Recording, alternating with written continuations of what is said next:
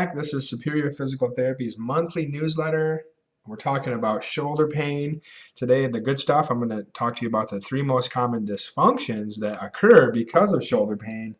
And I'm going to include in this email a super cool document that I made that helps you with exercises to address those issues. I think there's 6 of them, 6 videos that go along with descriptions. But today, we're only going to talk about the 3 most common problems that happen. So we know that we talked about impingement syndrome being one of the most common diagnoses, and actually rotator cuff tears being number 1. But we know that impingement syndrome, if untreated, turns into rotator cuff tears. Think about it. If this is getting impinged over time, this starts to fray and there becomes micro tears, which then lead to partial tears, which lead then to full thickness tears, and then leads to a complete tear. So really, impingement syndrome is the problem that's happening. And what goes wrong that makes this space smaller? Well, the most common problem is actually the shoulder blade. I'm going to try to center this. Gosh, I'm going to try to center that, okay? So the shoulder blade is the most common problem. When you lift your arm up in the air, the shoulder blade has to rotate because, remember, it is the socket, so the socket has to stay with the ball. When the arm lifts up, the shoulder blade has to upwardly rotate as well. That's only one example, but the point is that if that shoulder blade becomes stiff, it's going to close down on that hole. Check this out. You see the shoulder blade. Look how many muscles attached to the shoulder blade. Look at that. There's a layer. There's another layer. There's another layer. Fun little fact, the shoulder blade actually has 21 muscles that attach to it. I'll give you extra credit this month if you can name all 21.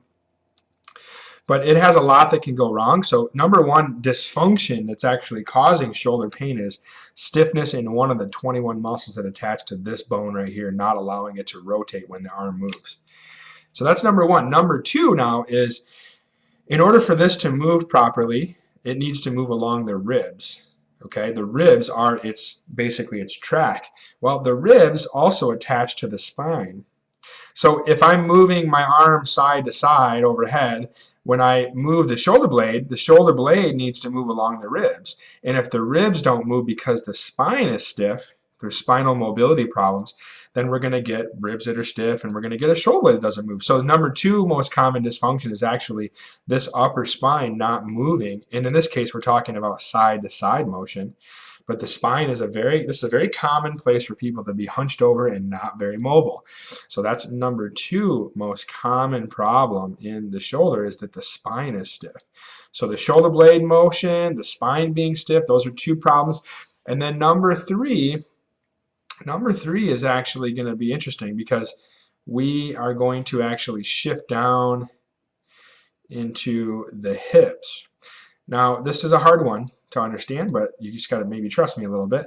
When I move my arm overhead side to side, when we look at the force transmission, if I have a weight in my hand, or even if I don't, I lift my arm up, that has weight. When I lift my arm up, 50% of that motion is actually done by the opposite side hip. The strength in these hip muscles help us elevate objects overhead. So if I'm moving my right arm side to side overhead, when I go up this way, my hip on the left side actually helps push my arm up.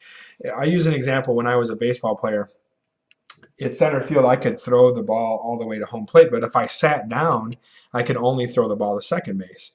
The reason is my arm is still moving the same. It's just it doesn't have the strength behind it that my hips provide.